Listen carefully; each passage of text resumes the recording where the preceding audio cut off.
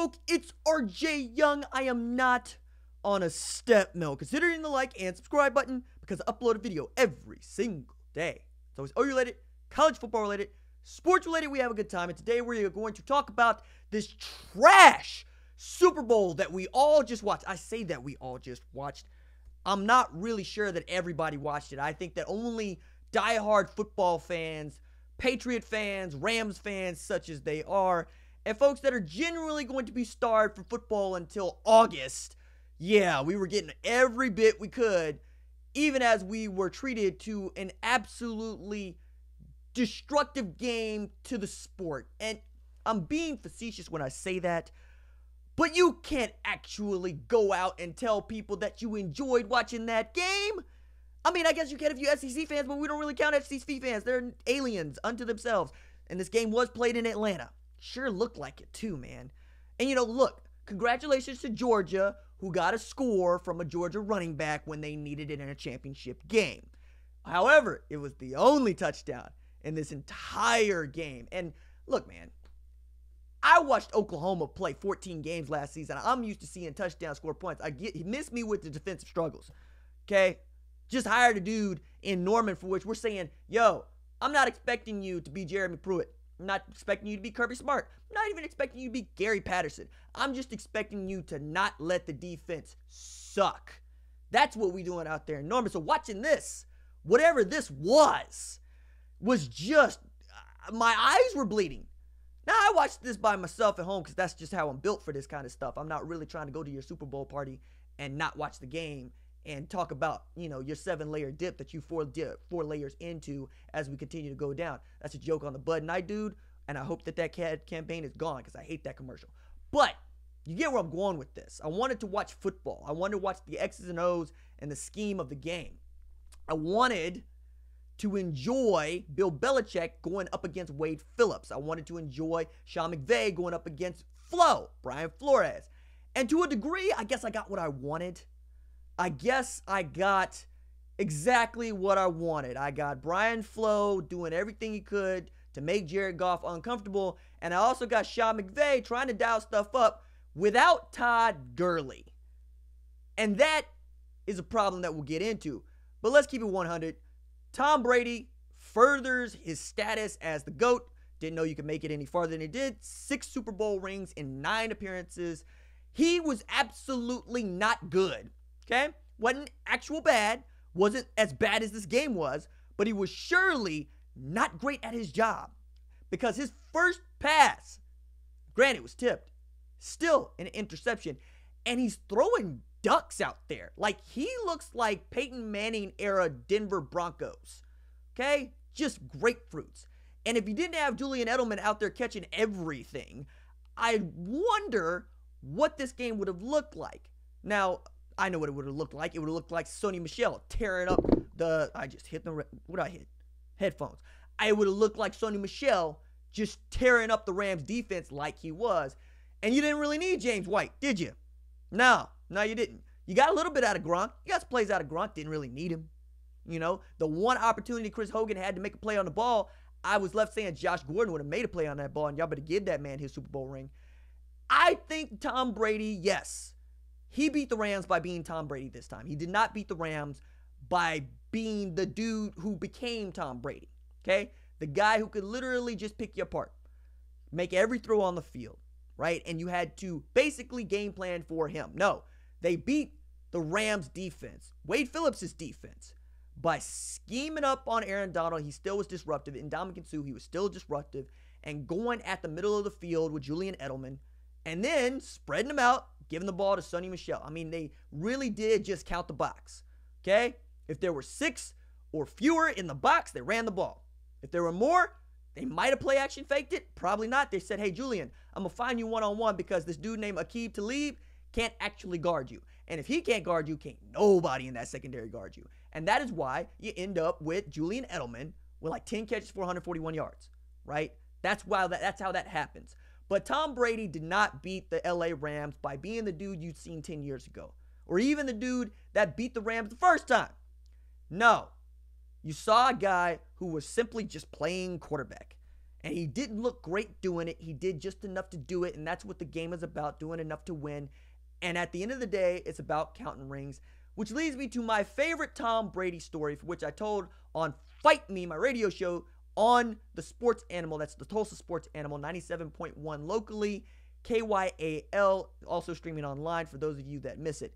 But my favorite story, Brandon Spikes, linebacker for New England Patriots. He had like 91 tackles one year with like 4 sacks, some forced fumbles. I mean, he just had a stellar year, and he didn't make the Pro Bowl. And he was upset about it, in tears about it. Teammates were trying to pick him up, and then the Pharaoh, that'd be Tom Brady, walks up to him and says, "Hey, pick your head up. You think I play this game for Pro Bowls? Nah, man. Rings is what it is here. That's what we do here. Rings is what it is here." Okay? And that was what Spikes needed to hear. And that's how Tom Brady plays the game. He ain't playing the game to win one game. He ain't playing it to win a playoff game. He's not playing it, obviously, to get in the Pro Bowl or for MVP honors. He's playing for rings. You know how many he's got now? 6. Which means that he's the only player in NFL history with that many. Tom Brady, actual GOAT. I'm going to go check the chat right quick, see who showed up for this impromptu live stream that we're doing. What's up, family? If you got any problems with what I'm saying here, choose to fight me in the comments. You know what I mean? You can do that. It's all right. Let me see. Let me see what we got in here. I can listen to Tom give another post-game presser. I got a dirty dish rag in the sink right now with my personality and that man. Yeah, it's true. It's true. He ain't here to talk to you. That's for sure. That's for doggone sure. Trying to see what else we got in here. Good chat. Oh, appreciate that. All right, so where was Todd Gurley? We were all asking that question. We were all asking how Sean McVay could draw up any kind of game plan, not just in this game, but throughout the playoffs that did not include the MVP caliber running back that is Todd Gurley. Because before Pat Mahomes threw for like 50 touchdowns, the first 2 months of the season, we were all going, how do you not give the MVP award to Todd Gurley? And for those of us that play daily fantasy sports or fantasy sports, we're like, yeah, Todd Gurley, that's the dude. He seemed like the only guy for which you could make a great argument outside of Zeke Elliott that you could still run a feature back scheme and be a dominant football team. You could be absolutely lethal, right? With 21 personnel or 11 personnel, 21 personnel, excuse me, 11 personnel, not 21, 11 personnel, 1 tight end, 1 back. But my point here is you expect to see a lot of Todd Gurley. I expect to see a lot of Todd Gurley. Didn't see any Todd Gurley. And then there was all this scuttle about, I think his knee is actually hurt, RJ. Miss me with that. Like, if his knee is hurt, don't play him. Okay? Don't tell me how a player is hurt and then play him. You can tell me somebody's playing through pain. That's okay. But don't keep telling me that the dude is hurt and that's not why you put him in when I see him going in there. Now, I know what's hurt, and it ain't his knee. It's his pride. Because fat C.J. Anderson put him on the bench. Now, you can make a great argument that C.J. Anderson was fresh and ready to go. But you know what I know about C.J. Anderson? I know he's fat. And I know that, by and large, fat people playing in the NFL that ain't playing offensive line, they're not usually going to stay in shape for very long. Okay? Now, C.J. Anderson didn't look like he was out of shape, right? He looked like he was ready to carry the rock. But did he look better than Todd Gurley carrying the rock? No. And that's kind of the thing here. Like, if we'd have seen a hitch in Todd Gurley's giddy-up, and nobody did, that would make a lot of sense. But what we saw was Todd Gurley just not getting the same amount of touches and carries as C.J. Anderson, especially in critical situations. And it seemed that our man, Sean McVay, millennial wonder that he is, decided he was going to employ the bold strategy of waiting to use his best offensive weapon until the fourth quarter. I don't know what that was about, and I guess you could make a good case that, wasn't really anything happening until the fourth quarter because it was 3-up late in the game. It was 3-0 at halftime, and the game was ultimately won 13-3, or 10-3, 13-3. Goodness, I'm messing up the score now. Point here is, feels like if you gave Todd Gurley 30 carries, you're in a better spot. You're in a much better spot. So whether Todd Gurley was in the doghouse or Sean McVay just decided that he wanted to run his scheme without his best player, I couldn't tell you because we couldn't get a straight answer from the sideline reporters. We couldn't get a straight answer from Romo or Nance in the booth. We couldn't get a straight answer from McVay except for he was like, look, he's not hurt, just not playing him. So now I got to wonder what's going on with Todd Gurley. And now if you're Todd Gurley, are you wondering about your future? But who should be wondering about their future is Le'Veon Bell. Because nobody's value dipped more than Le'Veon Bell's with Todd Gurley on the sideline. Because in this league, where many of us already believe the running back position is terribly overrated, because it feels like you can just throw almost anybody back there and be decent, if not good, Le'Veon Bell was hedging on the fact that, no, there's only one of me. And I am one of the best offensive players in all of football. Well, nah, dog. Turns out you terribly replaceable, because we can look at James Conner out there at Pittsburgh who was doing the deed. And then we can look at Curtis Samuel out of Pittsburgh doing the same thing. Now we can look at fat C.J. Anderson do the same thing. I mean, the only folks that didn't really get away with this was Dallas, because they actually didn't have a spell back for Zeke. I mean, Rod Smith ain't doing it. You know, I almost wanted them to go get Tashard Choice off somebody's coaching staff and get in here, because that was what was, I mean, we can get into Dallas, and I'm not going to make this about Dallas. We're going to keep it about this Super Bowl. But I have to wonder, one, what Todd Gurley's thinking going into the offseason.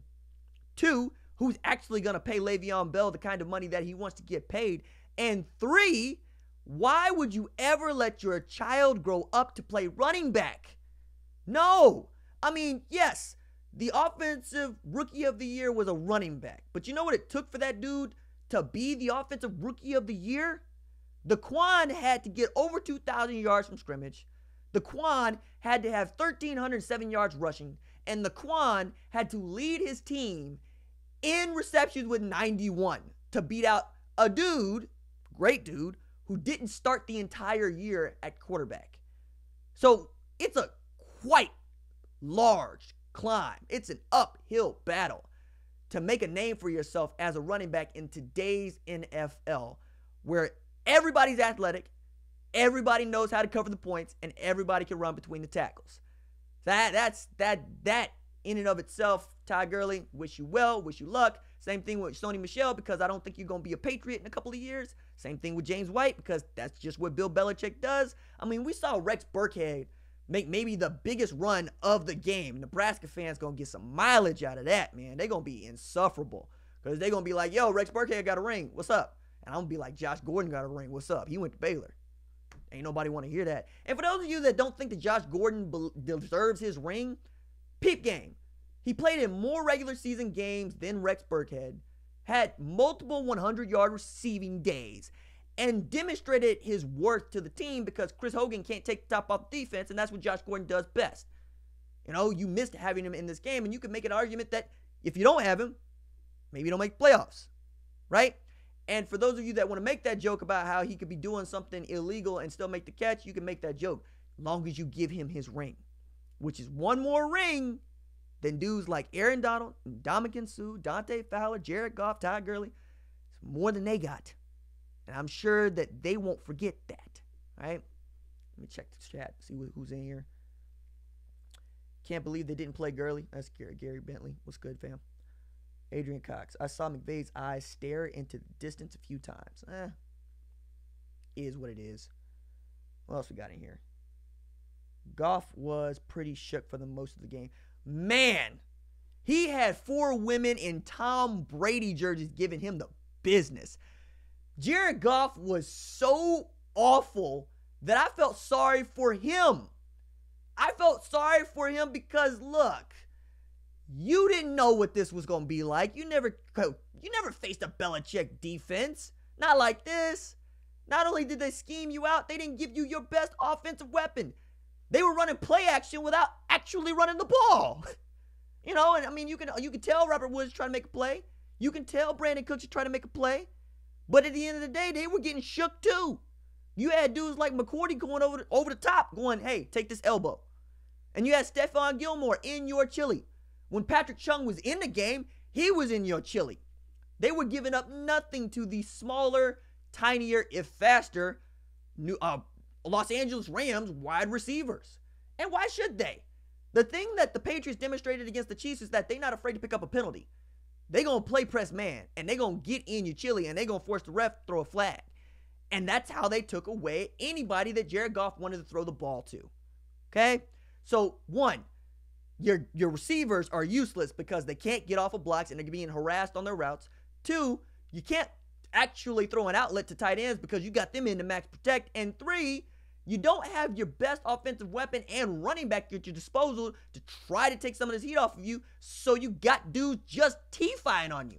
I mean, how many of you have people in your life that didn't know Kyle Van Noy's name until he sacked Jared Goff?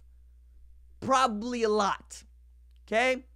A lot of y'all were looking at these dudes going, I don't know who is on this defensive line, but why are they always beating up on Jared Goff?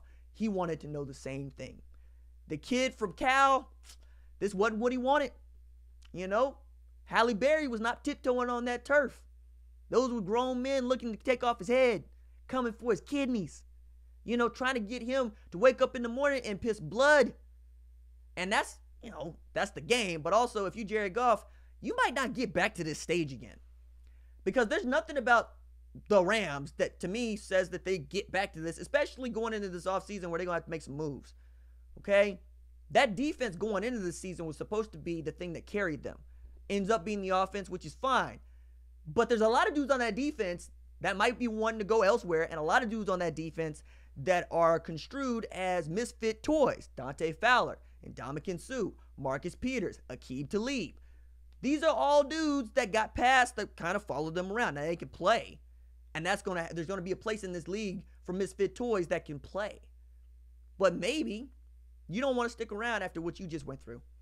And now that everybody is just so getting over the Patriot way, you got to wonder again whether or not some of these dudes might want to join up with them.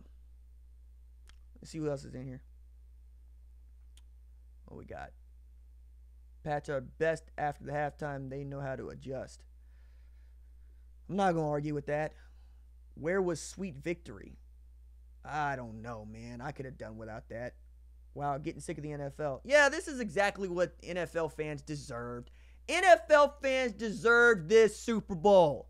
They deserve the trash Super Bowl. All the noise NFL fans talk. All the talk about how they play a playoff system that matters. All this talk about Tom Brady and what the game is doing and how Pat Mahomes and Baker Mayfield are changing the game at that level and how the college game is no longer just viable. All right, man. Now that you've seen that everybody can get beat up on with a bad game, I don't want to hear nothing. Because to me, I love college football for obvious reasons, right? But I like watching the NFL when I get an opportunity to, because it is the highest form of the sport. They take off the top 2% of college football players and they say, hey, we'll pay you millions of dollars, hundreds of thousands of dollars to millions of dollars to play the same game. In that way, I think the NFL is way ahead. But, yo, with all the stuff that the NFL has been doing and how they've been doing it over the last 10 years, with domestic violence abuse, with the kneeing, with last year touting your roughing the passer penalty that just backfires because you don't actually know how to call football anymore. Fine. Y'all got y'all's comeuppance now. Welcome to hell. Right? That's what that was. That was defensive hell. Because, again, casual fans and even football fans want to see scores. You know, maybe nobody wants to see the Rams-Chiefs Monday Night Football game from earlier or late last year. But everybody does not want to watch any 3-3 struggle late into the fourth quarter either.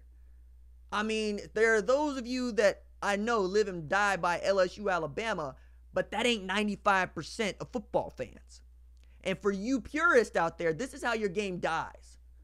And if you don't think that the game could die, take a look at baseball, which has been around for way longer than American football and has had many of the same problems that the NFL is encountering just now. An aging demographic, fewer kids playing the game, fewer younger folks with income saying, I want to give my money to the sport.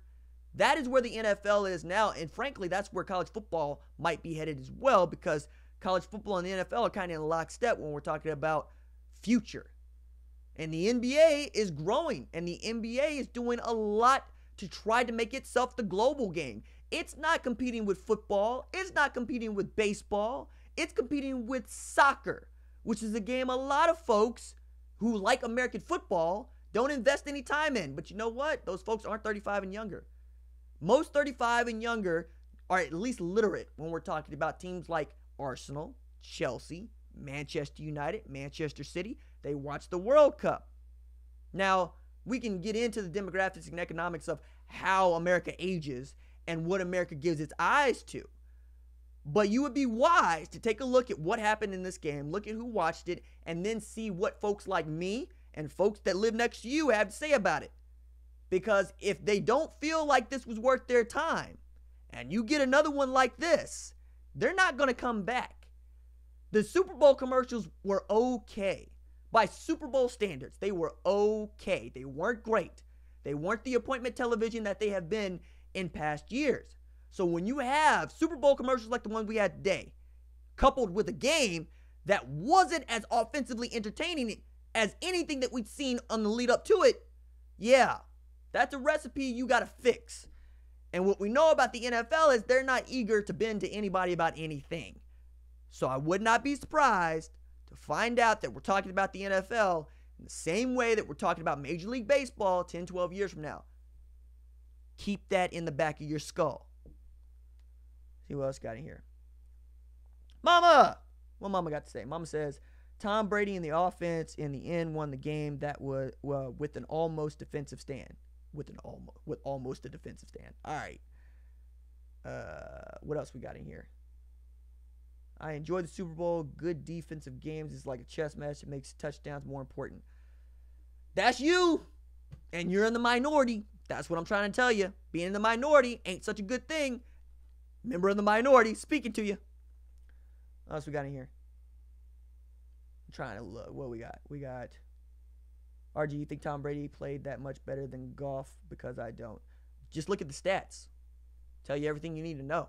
You don't believe it, just go check his stats. One more before I get into, what was I getting into? Oh, yeah, that's what I was getting to. The Edelman deal. See, the Chiefs weren't better than the Pats. That's the issue. Okay, sure. You die on that one. So before we get out of here, let's talk about Julian Edelman. Why are we talking about Julian Edelman? One, because he was being compared to Sean McVay the whole time. Two, because this dude actually went to Kent State, match and stand up. And three, dude's been open for 12 years, and I know that's the joke, but you had one job if you're Wade Phillips on the back end with your back seven. Take away Julian Edelman. That's it. If you take away Julian Edelman, you make Tom Brady check down to James White. You make Rob Gronkowski, who sounds like he doesn't want to play football anymore, actually play football. But you didn't. From start to finish, Julian Edelman ate Aqib Talib and that secondary alive. And full credit to Wade Phillips for trying to take away Julian Edelman by saying, Aqib Talib, just want you to mirror and shadow and follow Julian Edelman. Well, that dude is a corner, not a quote-unquote slot corner, not a nickel safety, a corner. And he likes bump and run. He likes to play cover two. He does not like to play cover three or man-to-man shadow. And when you got a dude that's comfortable in the slot like Julian Edelman, and you got another dude who ain't comfortable in the slot like Aqib Talib, anything that's going over the middle is a problem. Anything that looks like a double move is a problem. And now I got you biting down on Sony Michel on play fakes. What do you want Aqib Talib to do except get his chain snatched? Full credit to Julian Edelman for being peak Julian Edelman, by the way. At one point, he had more catches than Todd Gurley had carries, which again gets me back onto that Sean McVay thinking about how Sean McVay really might have thrown this game offensively. But full credit to Julian Edelman, who did what he was supposed to do. He was the best player on that offense outside of Sony Michel, and he made Tom Brady look good. Tom Brady wasn't good. Tom Brady was mediocre. Tom Brady was throwing ducks. Julian Edelman snatched him out the air, yards after catch, running free, running wild, nice beard. But at the end of the day, if you can't cover that dude, if you can't take him away, can't take away Tom Brady's security blanket, yeah, you're going to get games like you did today. And what's really just got to eat you up if you are a Rams fan is this game was 3-0 for so long. And even then, the game was 3-3. You had every opportunity to beat this team. This is not the greatest Patriots team. This is not a Super Bowl team that you would expect to win a Super Bowl. They're not a juggernaut. This is not the Kansas City Chiefs that we saw. This is not even the Rams that we saw. It's not the Saints that we saw. This isn't the Chargers that we saw. This is a Patriots team that just said, you know what? We see what you do well. We're going to take away that. And this thing that you're going to give us, like running the ball, we're going to do that. That's not because they've got superior athletes. Most of y'all can't name more than 3 Patriots players, and you watch the game. Okay? This was straight up scheme and people doing their jobs, which is what every football coach loves to be able to preach and say. For some reason, the New England Patriots can just do it. Again, at the beginning of the season, we had lots of folks that were saying, Patriots, this is it, they're done. And I need to dig up that tweet that I sent in September about, nah, man, Pats will be there at the end because they're always at the end. And picking against the Pats, by the way, was my Super Bowl pick. Picking against them, it's just wrong. I don't really like Tom Brady like that. I made that video. None of y'all liked it. None of y'all watched it. But I made the video. And I said on the radio today, I'm going to root for Tom Brady and the Pats because I can't root for this actual Justice League villain that is Stan Kroenke. For which I will point you to the video that I made about Stan Kroenke being the worst. So I think justice, as far as justice could be served, was served up in that the Los Angeles Rams can't be allowed to win a Super Bowl. Just can't. Can't be allowed. Curse the franchise. You know? That's the only way that I can get through this. And that dude owns my team. I'm an Arsenal fan. I don't really like it. But I was a fan of the team before he bought them. We'll see how this goes. From what I understand, man don't even like soccer like that. So maybe he'll just leave my team alone. But again, Julian Edelman won the game for the Pats. Take Julian Edelman away, you got a different game. Maybe you even got a game that the Rams could win. But if you're a Rams fan, you deserve what you get. They just moved to LA. A lot of y'all are come laters. A lot of y'all don't deserve any championship anyway. You got no history with the franchise. You know, some of you can remember when the Los Angeles Rams were actually in Los Angeles the first time. Most of you can't. Okay? So I think this was as it should be. This was an absolute trash game between two teams that everybody wanted to lose. Rams that shouldn't have been in there in the first place because, referees missed a call that they should have made about pass interference. Would have ended the game. Saints would have been in there against the Pats. The Pats beat a Chiefs team. A lot of us feel sympathetic for it, empathetic toward it because we're OU fans. And the Chiefs were built a lot like Oklahoma, which is to say, great, outstanding offense, dynamic, dynamite. What they say, explosive, pyrotechnic. Defense is trash. Now, Kansas City's defense wasn't as trash as OU's 2018 defense, but it was still trash. Let's not forget. D4 doesn't line up offsides. Maybe you got a different game. But again, Pats were there. Pats did what they needed to do, and the Pats won another Super Bowl. 6 of the last 9 they played in. 6 for Tom Brady, 6 for Bill Belichick. Tom Brady, we don't even talk about him whether or not he is a GOAT or is the GOAT. We just do it. The same way that we talk about Jordan, same way that we talk about Tiger Woods, it's the same way we talk about Mickey Mantle, okay? It's what it is now. Don't really like it. Didn't really like Mickey Mantle either, by the way. Don't really think that was a great human being either. Michael Jordan, also terrible teammate. I just don't like the way that Tom Brady gets down. I can't say he's a bad teammate. Can't say he's a bad dude. Except, yeah, I can, but I'm not going to get into that part. I just, something about the dude rubbed me the wrong way. And there's just been people in there that are like that in my life. But I respect him. And I think that most people should too. All right. Now it's going to do it for this impromptu live show of Fight Me. If you like the channel, don't forget to like and subscribe because I upload a video every single day. It's always OU related, college football related, sports related. We have a good time. Thank you to those of you that put us over 17,000 subscribers today, Super Bowl Sunday. And thank you for those of you that skipped church to hear the debut of Fight Me on the radio, 10 a.m. Sundays. Be back next week. Deuces.